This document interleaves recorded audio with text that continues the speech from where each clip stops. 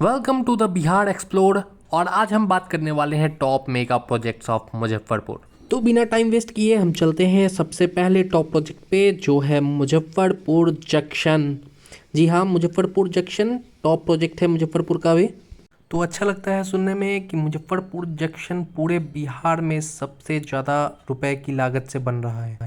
तो इसका कॉस्ट भी बता दें। इसका मेकिंग कॉस्ट जो है वो 446 करोड़ की लागत से मुजफ्फरपुर जंक्शन को बनाया जाएगा। और ये भी बता दें कि मुजफ्फरपुर जंक्शन पूरे बिहार में नंबर 2 पे है अभी कमाई करने वाले जंक्शन पे।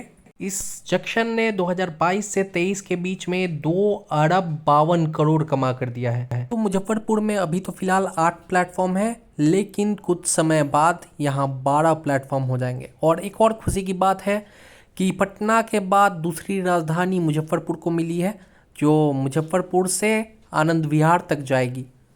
तो ये बहुत बड़ी खुशखबरी है और इसका अनाउंसमेंट भी हो चुका है।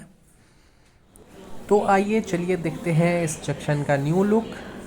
और ये देख सकते हो, ये कंबाइंड बिल्डिंग जो आप देख रहे हो, कंबाइंड टर्मिनल, इसका काम चल रहा है। और जैसे इसका काम कंप्लीट हो जाएगा, ये बीच वाले हिस्से को तोड़कर नया काम शुरू कर दिया जाएगा। तो आइए चलते हैं बिहार के मुजफ्फरपुर के नेक्स्ट मेगा प्रोजेक्ट के ऊपर। तो मुजफ्फरपुर की नेक्स्ट मेगा प्रोजेक्ट है जो है cancer hospital, Homi Bhabha cancer hospital, जो कि मुजफ्फरपुर में खुल रहा है।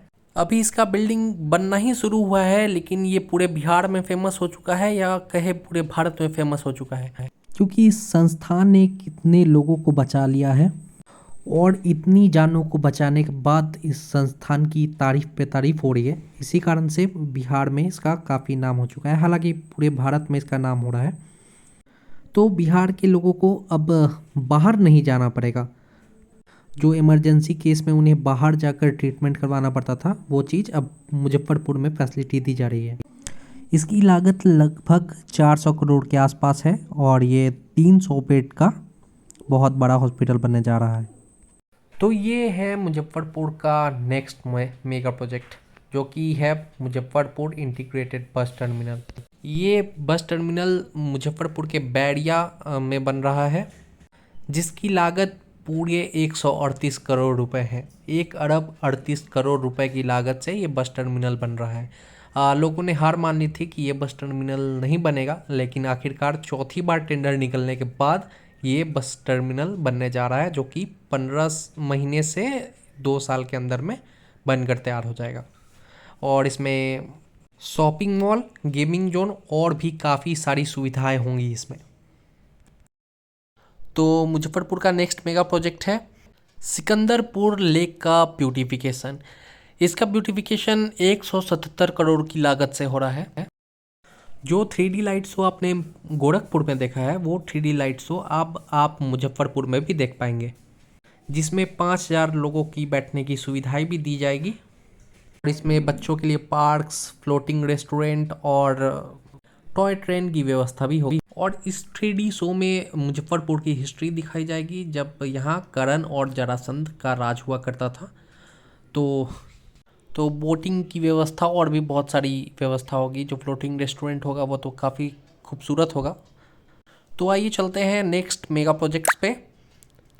ये है सेंट्रम मॉल, जो मुजफ्फरपुर के साहू रोड में बन रहा है। मैंने सोचा कि इस मॉल का मैं आपको ओरिजिनल फ़ोटो भी दिखाऊं, पर अभी मॉल सिर्फ खड़ा हुआ है, मतलब उसकी बिल्डिंग बनाई गई है, तो अभी उतना अच्छा लुक नहीं आ रहा था, इसलिए मैंने सोचा कि अभी इस मॉल के लुक को मैं नहीं दिखाऊं। तो नेक्स्ट मॉल पे चलते हैं हम। ये है द्वारिका सिटी सेंटर मॉल। आप जानते हैं बिहार के मुजफ्फरपुर में पहले से ही 3 बहुत बड़े बड़े मॉल हैं। पहला PNM मॉल, दूसरा द ग्रैंड मॉल और तीसरा DRB मॉल। और ये रहा द्वारिका सिटी सेंटर का फिलहाल का। तो ये मॉल भी भगवानपुर रोड में ही गोवर्धन चौक पर के जस्ट बगल में ही पड़ता है। तो ये भी 2024 के लास्ट तक तो शुरू हो ही जाएगा। तो ये है आइकॉन प्लाज़ा, जो कि भगवानपुर रोड में ही है। द्वारिका सिटी सेंटर और आइकॉन प्लाज़ा, ये दोनों मॉल्स उत्तर बिहार के सबसे बड़े मॉल में से एक होने वाले हैं। अब देखना ये है कि आइकॉन प्लाजा ज़्यादा बड़ा होगा या फिर द्वारिका सिटी सेंटर, क्योंकि दोनों मॉल बहुत ही ज़्यादा बड़े हैं। ये आइकॉन प्लाजा का कुछ अंदर का लुक है। ये कुछ समय पहले का लुक है, अभी तो काफ़ी फिनिशिंग हो चुकी है मॉल की। तो ये आइकॉन प्लाजा तो 2024 में लगता है शुरुआत में ही ओपन हो जाएगा। द्वारिका सिटी सेंटर भी 2024 में ही ओपन हो जाएगा, हालांकि सेंट्रम मॉल में टाइम लग सकता है।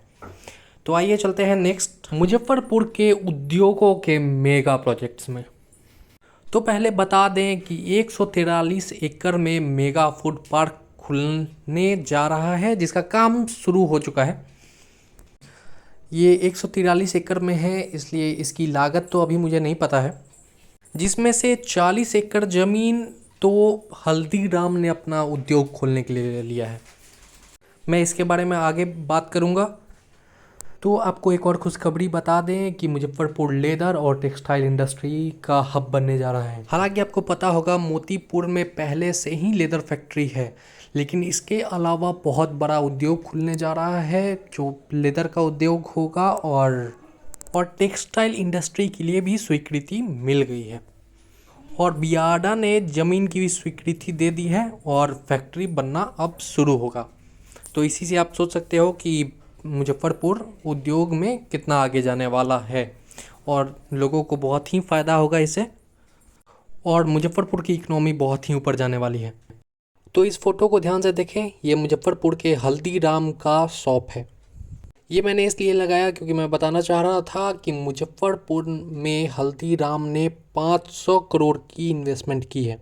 500 करोड़, 5 अरब रुपए से हल्दीराम का फैक्ट्री बनना शुरू हो चुका है, और देखते जाइए आगे और भी बहुत सारे फैक्ट्रीज आ रहे हैं मुजफ्फरपुर में। तो ये है अंबुजा सीमेंट। इसकी फैक्ट्री मुजफ्फरपुर के मोतीपुर में खुल रही है, जो 900 करोड़ की लागत से खुल रही है। आप जानते ही होंगे ये अडानी की कंपनी है, और अडानी मुजफ्फरपुर में इन्वेस्ट कर रहे हैं पूरे 900 करोड़ रुपए, 9 अरब रुपए। इसका भी काम शुरू हो चुका है मोतीपुर में। इसके अलावा भी बहुत से फैक्ट्रीज़ खुल रहे हैं मुजफ्फरपुर में, जिससे मुजफ्फरपुर के इकनॉमी को बहुत ही ज़्यादा ग्रोथ मिलेगी, जो इतने समय में बहुत ज़्यादा डाउन हो गया था। मुजफ्फरपुर जो फूड पार्क खुल रहा है, जो 143 एकड़ ज़मीन है, उसमें से 40 एकड़ ज़मीन अंबानी ने भी लिया है।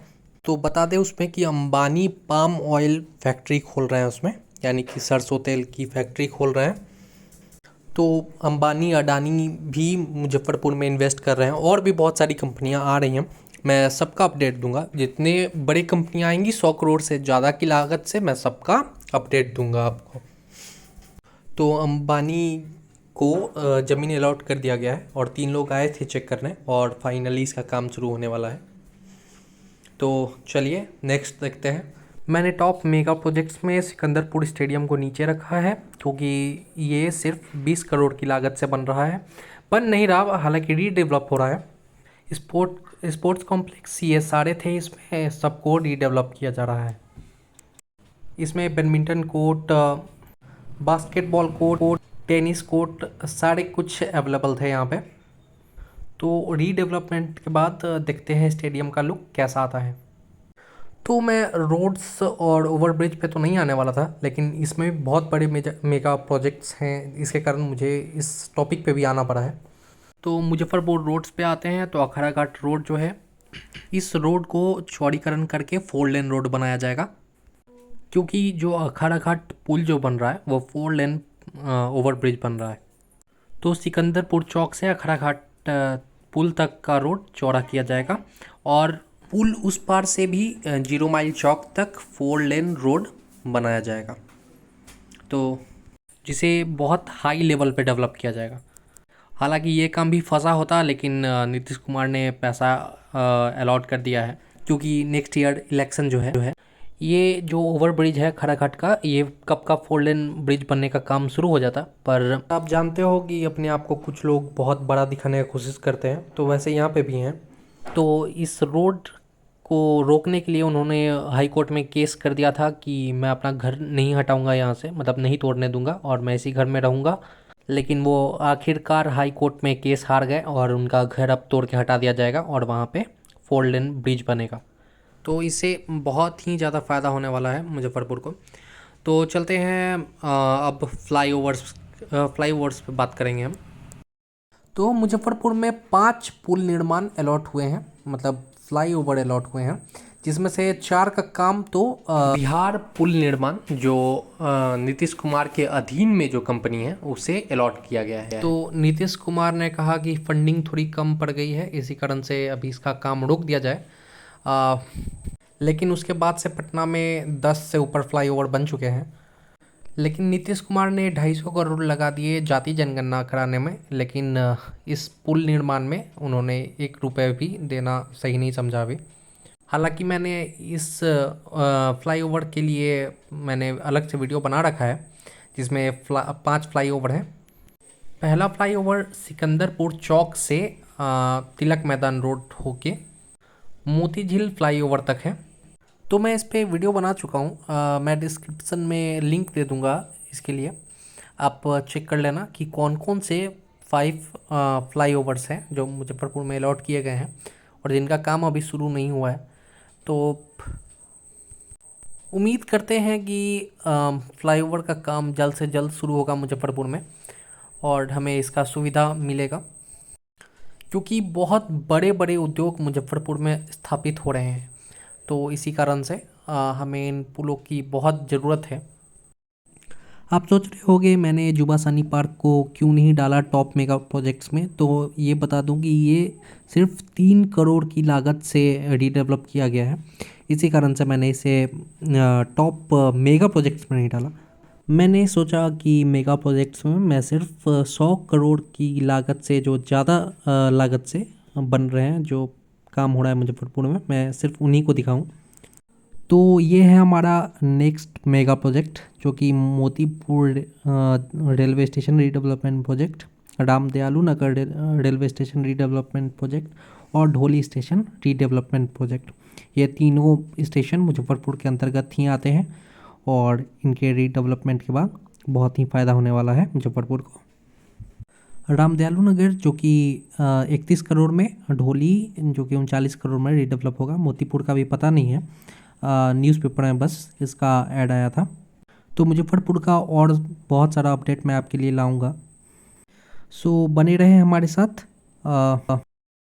मिलते हैं नेक्स्ट वीडियो में। Thanks for watching. और हाँ, हम नेक्स्ट वीडियो में मुजफ्फरपुर के इंफ्रास्ट्रक्चर के बारे में जानेंगे और इसे कैसे डेवलप किया जा रहा है इस बारे में डिटेल में जानेंगे। तो हमारे साथ बने रहें।